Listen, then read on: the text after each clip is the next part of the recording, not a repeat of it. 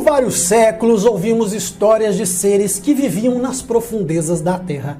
Porém, não sabemos exatamente se eram humanos ou não humanos, ou muito menos o que queriam. De maneira geral, são histórias muito interessantes, altamente questionáveis e quase sempre baseadas em rumores ou antigas lembranças.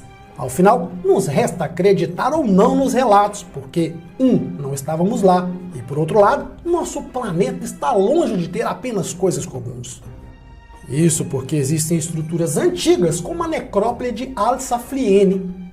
Esse local era um templo subterrâneo, depois se tornou santuário e por fim uma necrópole.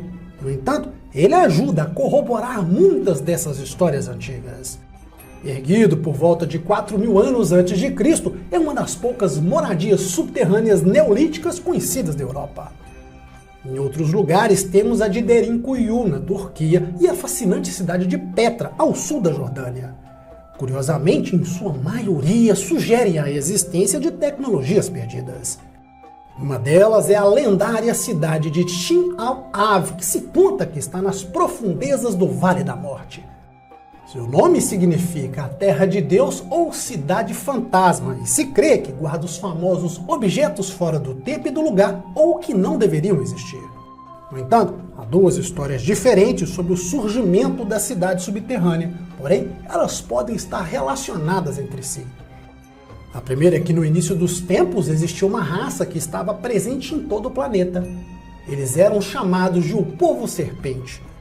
Na Índia eram conhecidos como os Nagas ou Serpente. No México como Quetzalcoatl, a serpente emplumada.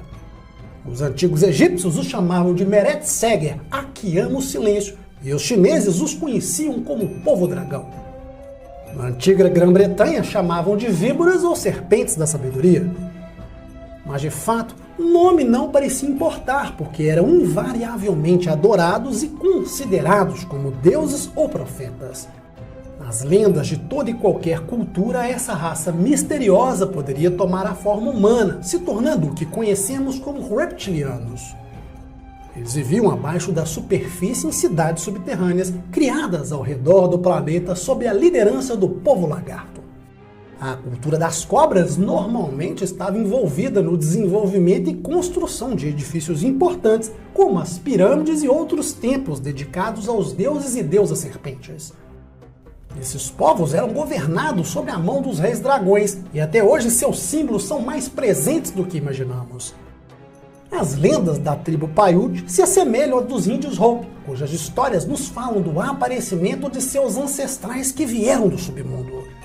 Talvez, no amanhecer dos tempos, as tribos tiveram contato direto com essas criaturas, e tudo fica mais estranho ainda quando as lendas são misturadas.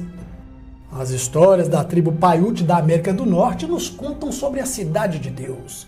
Se conta que na formação do mundo, um Deus pediu um jovem que levasse uma bolsa para o outro lado do deserto, porém, ele só deveria abri-la quando chegasse do outro lado. Contudo, ele era jovem, muito curioso, e ao sentir um movimento dentro da bolsa, a abriu e o conteúdo escapou. De lá escaparam hordas de seres humanos que fugiram para as montanhas com medo dos deuses. Quando os deuses mais antigos souberam do ocorrido, exigiram saber os motivos que levaram o jovem a abrir a bolsa, então se enfureceram. Houve muita discussão e gritaria. Os humanos assustados cavaram um grande túnel e se esconderam, e assim foi criada a cidade subterrânea. Tais eventos compuseram as lendas da tribo e foram adotados para representar sua crença de uma vida após a morte. A outra história nos coloca um século depois, quando a esposa de um chefe Paiute morreu, e ele, angustiado, certo que não poderia viver sem sua amada, decidiu segui-la até a terra dos mortos. Liderado pelo espírito dos bravos Paiute, viajou por uma rede de túneis subterrâneos, lutando contra feras, espíritos malignos e enfrentou as temíveis criaturas metade homem, metade cobra. Quando finalmente avistou uma luz quente e brilhante, era o sol subterrâneo que banhava o mundo das cavernas com sua luz solar. Mas para chegar a este lugar, o chefe teria que cruzar uma ponte estreita e rochosa sobre um desfiladeiro muito fundo. Foi uma travessia perigosa, mas finalmente chegou à Terra dos Espíritos. Lá foi saudado pela filha do grande Shin Al-Wav. Ele foi levado a um local onde havia milhares de pessoas mortas que dançavam com muita alegria em meio à terra espiritual. Então, o chefe Paiute foi instruído: esperar pacientemente os dançarinos até que sua esposa passasse. Assim que a vir, carregue-a, saia rapidamente e siga pelas passagens subterrâneas até chegar ao mundo de cima. Mas não olhe para trás. Após muitos dias, a esposa passou e o chefe fez exatamente o que foi dito para fazer. No entanto, quando estava quase chegando, o chefe não se conteve. Ele deu uma rápida olhada de volta para ver a bela terra espiritual. Foi quando, num piscar de olhos, sua esposa, assim como a terra espiritual, desapareceram e ele ficou sozinho no meio da ponte. Mas as histórias mais famosas vieram a público em um artigo de 1931, quando o ex-médico Bruce Russell descobriu uma série de túneis e cavernas sob o Vale da Morte. Eram restos de uma antiga civilização do deserto, incluindo esqueletos gigantescos, múmias vestidas com roupas de couros e muitas figuras estranhas. Depois, foi com seu colega Daniel Booth para explorar as cavernas de maneira extensiva. Lá, começaram a explorar o sistema de túneis. Logo encontraram restos mumificados de 3 gigantes, homens que teriam cerca de 2,5 metros de altura. Eles vestiam roupas estranhas, feitas com a pele de um animal desconhecido. Ao redor das múmias havia entalhes peculiares na rocha. Dr. Booth acreditava que algumas das esculturas eram símbolos dos nativos americanos, enquanto outras pareciam hieróglifos egípcios. Nos túneis e câmeras viram mais esculturas, restos preservados de muitos animais, incluindo tigres, elefantes e dinossauros. Tempos depois, decidiram mostrar ao mundo. Conseguiram encontrar um grupo de investidores dispostos a financiar uma escavação. No entanto, ao voltar, Russell, mesmo após várias tentativas, não conseguiu encontrar o local. Então, na última, os médicos desapareceram. Após vários meses, moradores locais encontraram o carro de Russell quebrado, perto de um local remoto no Vale da Morte.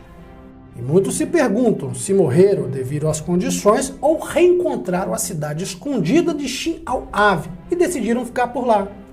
Embora a história dos médicos pareça rebuscada, eles não foram os primeiros a afirmar que descobriram túneis estranhos de restos de humanos mumificados nas profundezas do Vale da Morte. Na década de 20, um velho garimpeiro chamado White procurava ouro e encontrou um poço fundo de uma mina abandonada. O chão cedeu com seu peso e o levou ao labirinto de túneis subterrâneos.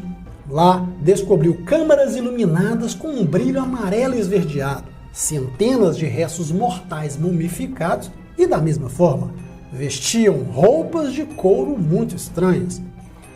Ele voltou mais 2 vezes, uma com a esposa e com um parceiro de mineração, Fred Thomason.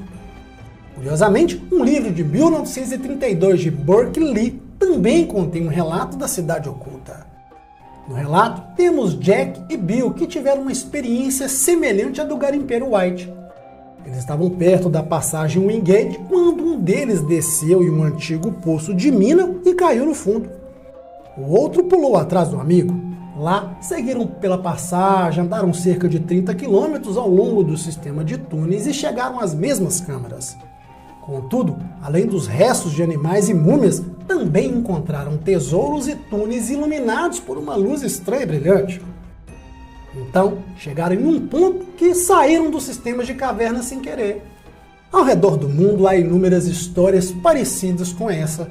E de certo, ninguém sabe se os relatos dessas cidades subterrâneas sejam boatos, exageros ou se o Vale da Morte é algo que os governos não têm interesse que as pessoas saibam. Uma coisa é certa, não é um local para exploradores amadores fuçarem. E que melhor lugar para esconder uma cidade do que debaixo de um dos lugares mais inabitáveis da Terra? Me diga aí tudo o que você acha nos comentários. Eu sou Wagner Souza, um forte abraço.